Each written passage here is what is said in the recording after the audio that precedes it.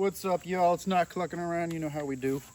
I got the chickens out here making noise. Got some pigs and turkeys too, but they're not as loud.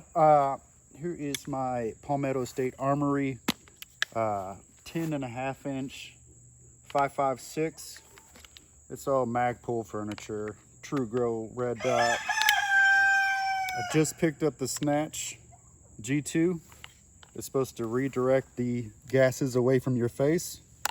And we got M855s on here. We're gonna go ahead and shoot that air tank right there and see if we can blast through it. All right. Ooh, we got a dead trigger.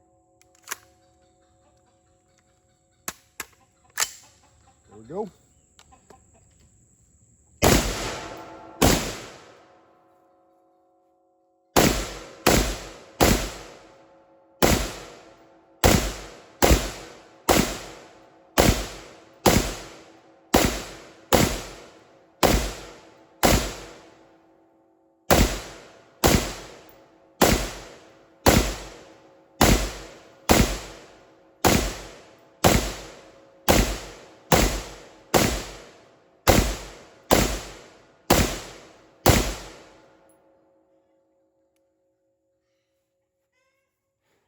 Let's go check it out.